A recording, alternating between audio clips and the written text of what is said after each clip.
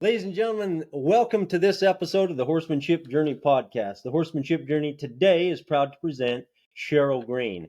Sheryl is a speaker and author. As a teenager, she dreamed of being an FBI profiler and hunting down serial killers. She earned a master's degree in forensic psychology, but decided against spending her days in the minds of criminals. Instead, she has worked in mental health, customer service, public relations, education, and the nonprofit world. This brings a unique blend of experience and insight to her audiences. Sheryl's the author of 6 books, including You Had Me at No. She is also an avid animal advocate, dedicating her life to providing a voice for those who cannot speak. Sheryl, thank you for taking your time to be with us today. Appreciate you. Thank you. Right on. Well, that's pretty brief. For those who might not know, tell us more about Sheryl, where you are and how you got to be here. So I'm in Vegas. I moved out here in 2008 after a divorce, and I've been kind of reinventing my life ever since then. I've gone through 12 plus years of animal rescue, and I credit that with getting me out of a depression.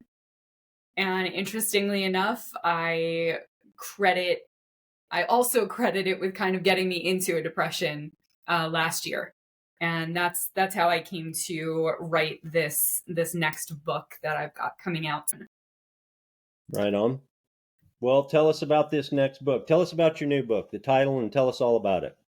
Yeah, so it's called You Had Me at No, How Setting Healthy Boundaries Helps Banish Burnout, Repair Relationships, and Save Your Sanity.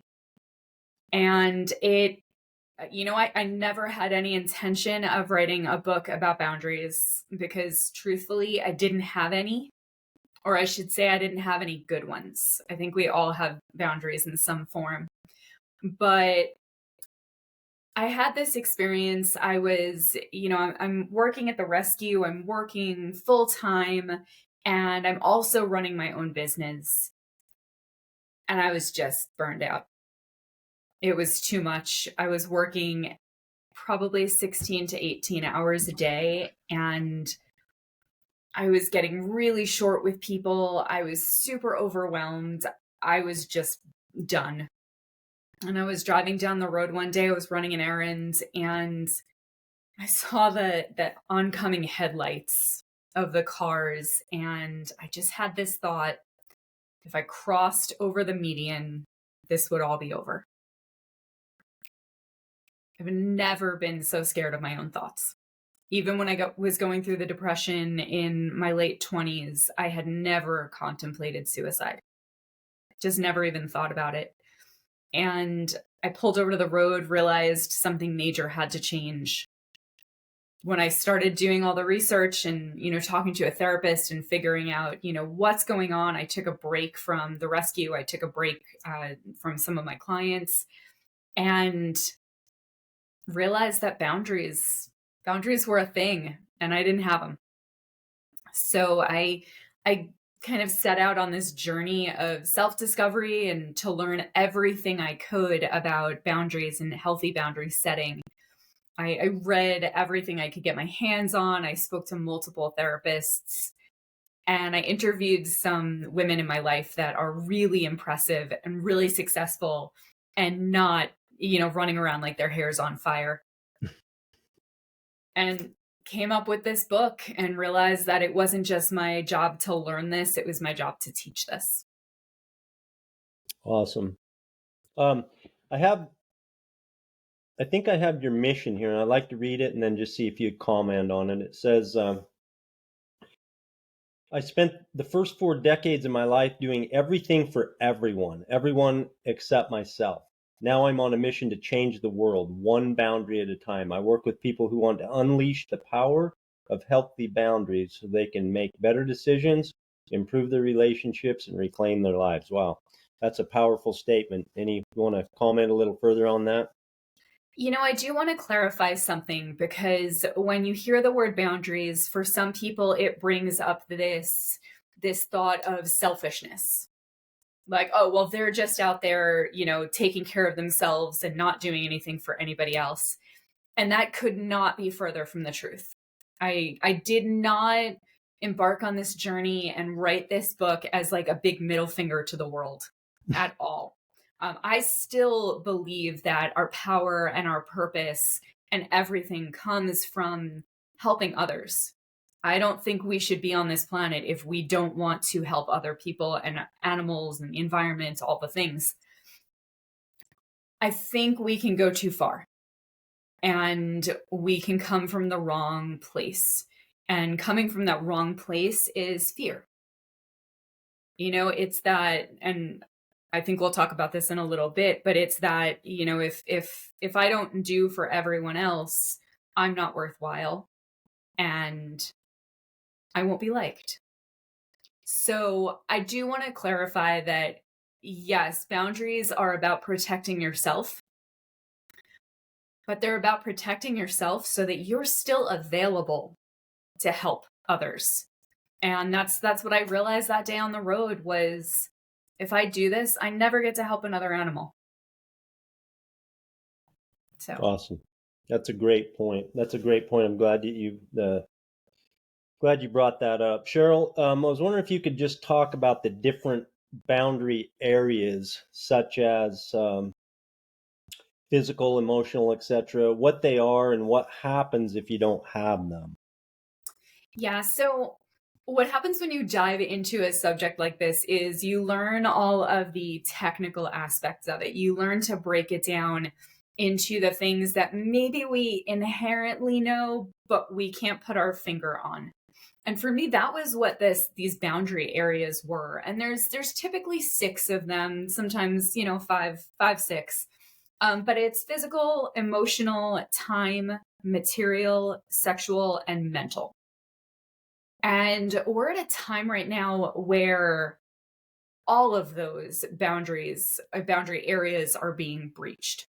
So just to give you a little bit more idea of that, physical and sexual. So, physical, how people touch you. Are you being hit? We've got there's always those people that when they want to get your attention, they like hit your arm. Not okay. Unless it is. If that's cool with you, great. If it's not, then that's a boundary that's being violated.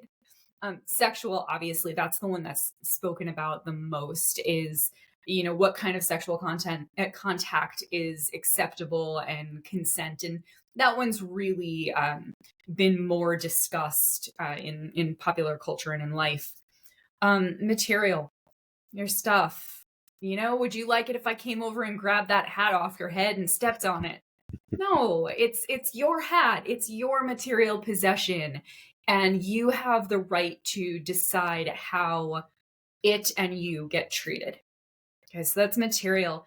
And what we don't realize is that money falls into that category. You've got that family member or that friend that's always calling to borrow money. That's a financial boundary. Being able to say, no, I'm not willing to give that to you. No, I don't have the resources to give that to you. So keeping that, financial boundary in place. Emotional and mental. Emotional or, having somebody tell you what you should and should not feel. And it's important to remember in this category that no one is responsible for our emotions, and we are not responsible for anyone else's. There's a lot of, he made me angry or she triggered me or whatever that going on right now. And it's important to realize that you and you alone are responsible for your own emotional state and your emotional boundaries. And then let's see, mental beliefs. And the best way I can describe this is just pop onto Facebook for 5 minutes and, voice what you're considering to be your belief, political, religious, whatever it is, and watch, the hordes jump on you and say, you're wrong. That's not it. Well, that's a boundary. That is a boundary that's being crossed. And then the biggest one, and this is probably my biggest challenge and still is that time boundary. Do you have the time to take care of whatever you need to do and help somebody else? And should you be helping them beforehand or get your stuff done, whatever that may be, and then you can give of your time. So hopefully that's a little in a nutshell of those 6 boundaries. I would say, when you don't have them, you're angry, you're resentful. It brings up all of these basically victim feelings of people are doing this to me. And it's important to realize that we are doing this to ourselves.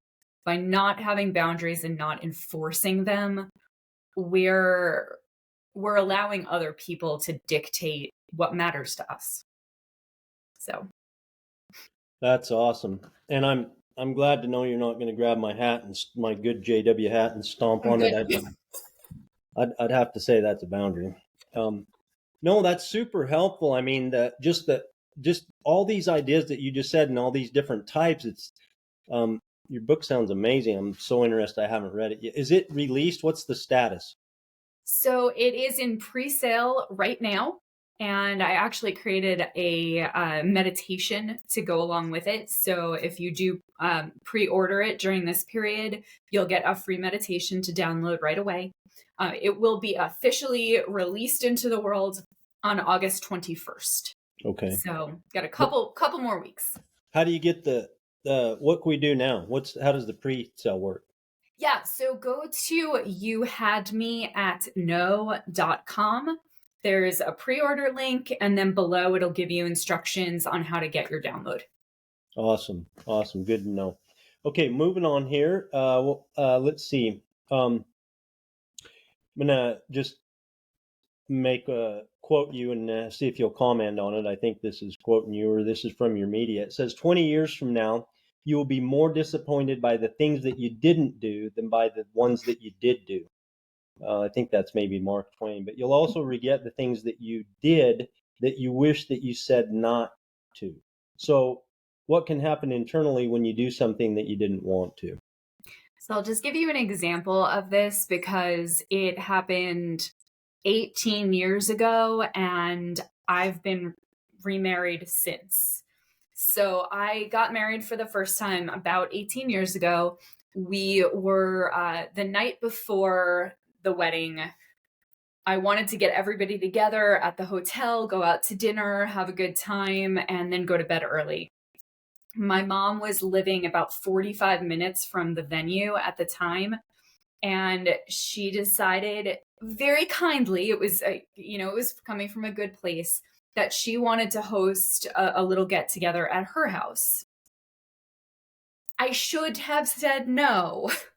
It did not make sense for me to take 15 people that were staying at a hotel, pile into cars, drive 45 minutes out to her house, eat pizza, and then drive 45 minutes back to the hotel.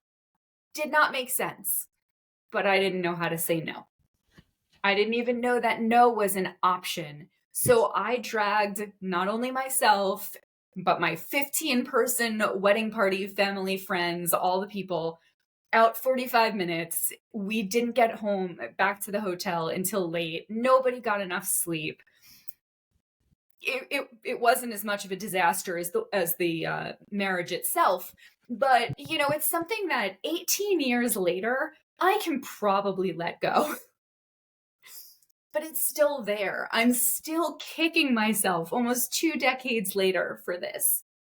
And that's what happens with these boundary violations that we allow, is we lose a little bit of respect for ourselves in the process. There's all the external issues that can arise. If you agree to something you don't have bandwidth for, you might do a half-assed job.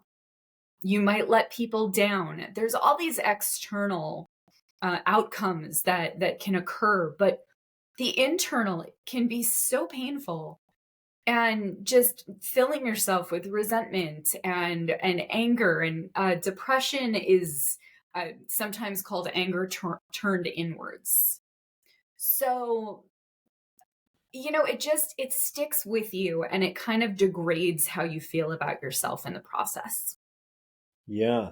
This next question goes right along with that, Cheryl, because what it sounds like what you're saying is when we don't use a boundary, when we don't establish one and use it, then we're doing things that don't serve us.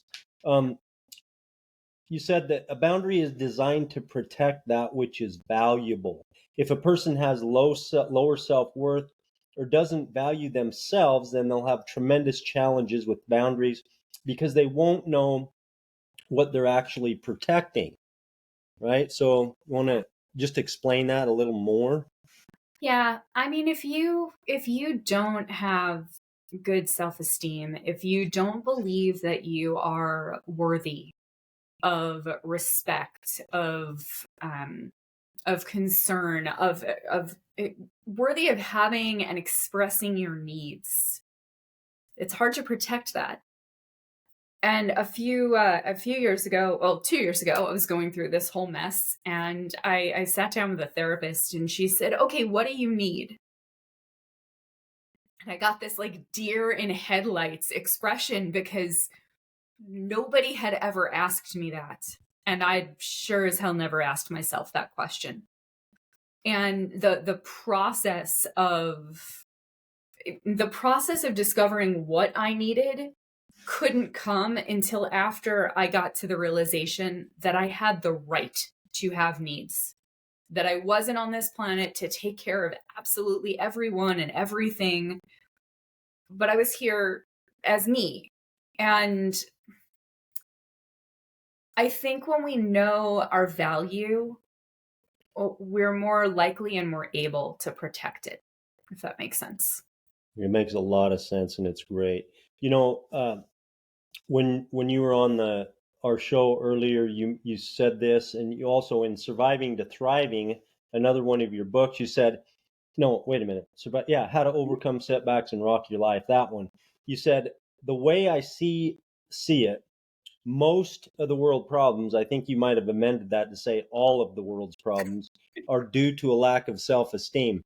And I mean, I quote you all the time with this because you're a great independent thinker and a good author. And when I heard you say that day, and then you also said it in your book, I mean, it's like all of this extracurricular nonsense that doesn't serve us comes down to that, Yeah. right? Yeah. Yeah. I mean, really, if you, and I know it's oversimplifying it with all the world's problems, but if you look at everything going on, look, people with high self-esteem, people that are secure with who they are, they don't bully, they don't attack, they don't feel like they need to take over everything.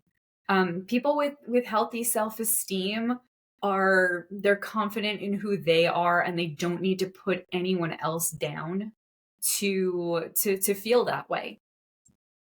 And when it comes to boundaries, I also studied anthropology in college, so I have this like psychology, like individual and anthropology group think in my head. And it sounds really silly, but we're all afraid of being eaten. What happens when we're not liked, when we're abandoned, we're cast out of the tribe, we're pushed out of the, onto the fringes of society? And honestly, that's where the predators are. Back in the, not the olden days, but back when we were truly in danger of being attacked, and somebody had to wait up and watch the camp and make sure everybody was safe while others were sleeping, we were afraid of being eaten. And that lizard brain is still there. If we're not liked, if we don't do what others want, if we don't people please, if we're not constantly looking to make sure that we're making everybody around us happy, we could be cast out, we could be abandoned, and we could be eaten. And it sounds crazy when you think about that. And if you sit down when there's a situation and you're wondering like, oh man, should I really do this? And you can actually break it down to, what am I afraid of if I don't? Oh, I'm afraid of getting eaten. Yeah, that's not as big of an issue these days. So yeah, I think self-esteem really is like that linchpin for everything. Where do we begin or continue? I mean, if it's such a big thing, I mean, it seems like it's just an ongoing progression. It's not really something that you arrive at. So, what's your thoughts on, how do you get there? How do you become more of the person that you're describing, that doesn't bully because you really value yourself? Yeah. That's a great question, and I'm not sure that I'm 100% there yet. No, I'm sure I'm not 100% there yet. It's still an ongoing battle for me. I've recognized the problem, I've researched the problem, I'm working on it. I can help others, and I can help myself at the same time. Um, but I think one is being you and knowing that's okay. Surrounding yourself with people that appreciate who you are. And going back to that being afraid to be eaten thing, removing people from your life because they don't respect you, they don't respect your boundaries, they put you down, whatever the situation may be, doesn't mean you're going to be alone. It just means you're making room for the good people to come in. And you know what? I could say that with my own relationship, because man, have I call my exes the island of misfit boys.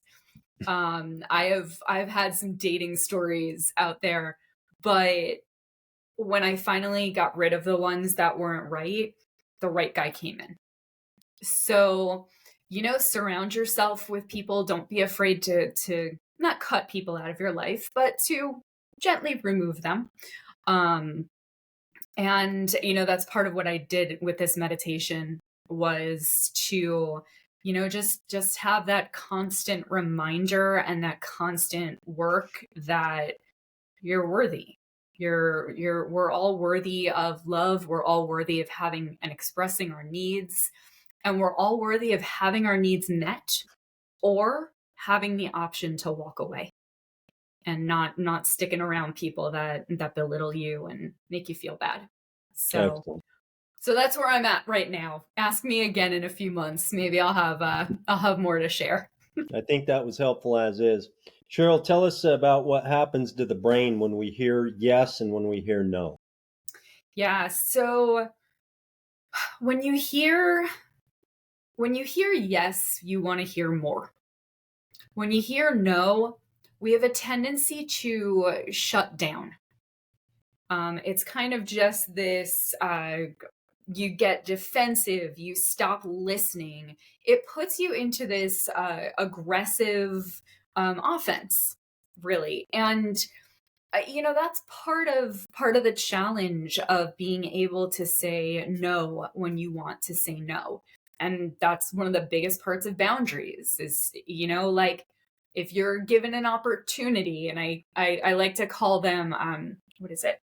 Um, it's a time suck in sheep's clothing, because we get all these opportunities around us, and it's like, well, is that really something we need to do or want to do, or is it more just a time suck, and somebody else's priority? And so when you have a hard time saying no, part of it's because you're afraid of how people are going to react to you. And so I like to say that there's actually a couple of ways to answer a request for your time, money, materials, whatever it may be. And there's this straight up yes, for sure. I can help you with whatever that is. I've gone through my little, I call it the clash question. Should I yay or should I no? There's that process that you can go through, and you can come to yes. Yes is a perfectly acceptable answer. You can come to no if it is a straight no, absolutely. Or you can do, I call it the improv answer, the yes and. And first of all, we hear yes, we're like, ooh, we're leaning in. We're like, they're going to help us. They're going to give us what we want. And then we can put our own conditions on it. So, yes, I will lend you money. And it's going to be less than you had asked for. And I'm not going to be able to get it to you until next week. Or, yes, I would love for you to come and stay at my house. And I can only host you for 3 days instead of 20. And I'm just totally making this up off the cuff, and I'm going to need you to watch the dog while you're here, whatever it may be. So you're putting your own conditions. It's not just a blanket, yep, whatever you need, absolutely, I will give up everything I have to help you. It's, I can help you in this way. And you know what? If that's not acceptable, then they're actually giving you the no. Okay, right on. Good. So let's just, I was wondering if you could just talk a little bit about the person who whom you uphold the boundary may be disappointed, or you just make up a story about them being disappointed. And either way, you're going to have to deal with your feelings, because when we go about this, it seems like at the forefront of our mind is, oh, my big concern is how they're going to feel about it. And we really don't go to the core of why that matters to us. Is probably because of what's going on here. But either way, right, we still have to deal with the ideas that we have, or us upholding the boundary and how that affects the other person. So talk to us about that. Look, people fear change and they don't like it. So if you have been asking for my help for the last 10 years, and I have without question given you that assistance in whatever way you want for the last 10 years, the first time that I tell you, no, I can't support you in that way, that's going to hurt. But it's not my responsibility, and it's not my fault that you hurt. That is, like I said earlier, your emotions, your responsibility. So people may not like it at first. Some people are going to get used to it. Some people are going to smile and go like, damn, she got some boundaries. And they're going to be proud of you because they've been watching the world step all over you for years. Those are the people you keep in your life. Some people, it's going to take a little adjustment. It's going to take probably some reinforcing the boundaries to reiterate, I know this is what it was like for 10 years, but this is what it's like now. And it's going to take some time, and it's going to be a little painful, and they're going to get mopey. When my dog doesn't get his way, he goes and sits in the corner and mopes. And you might have that from your friends and your family. And then you're going to have some people that straight up do not respect your boundary. They will not adhere to your boundary, and they will do everything in their power to manipulate it, to manipulate you out of your boundary. And those are the people you have to say goodbye to. It's painful if somebody's been in your life for a long time. Removing them hurts. But ultimately, you are responsible for yourself. And sometimes that just has to be done to uphold, your boundaries and maintain your self-respect. Yeah, that's a big one right there, Sheryl, because if you're, you can't just doesn't sound like a good idea to stick your toe in the water and throw out a boundary and then backpedal on it if somebody says, well, I'm done with you now. Because we have to be willing to say that this really is a boundary, and what you do with it, what the consequence that let's just say, well, they're never going to speak with you again. We have to, if that boundary is real and we're going to do it, and we're resigned to do it, we have to be probably willing to deal with whatever the repercussion is, right? Absolutely. And And remember, deep down, you're not going to get eaten. Probably. Right on. Wow, that's awesome. I'm excited to read your book. Again, that's youhadmeatno.com, right? That's where we go. Yep. Awesome. Tell us about what's going on with Sheryl in the future. What would you like to leave us with today on the horsemanship journey? Last thoughts? What's going on? Okay, so you have the right to your boundaries. Please uphold them. And because I'll never fully get away from animal rescue, because it'll always be a part of who I am, please spay and neuter your animals. It's super important, and we've got enough little creatures running around, so that's a boundary too. But yeah, just, you know what, remember that you're worthy, that you have the right to self-respect and to respect from others. Awesome. Sheryl, we so much appreciate your time and your thoughts and the independent thought that you put into the world. We wish you continued success. Ladies and gentlemen, Sheryl Green. Thank you so much.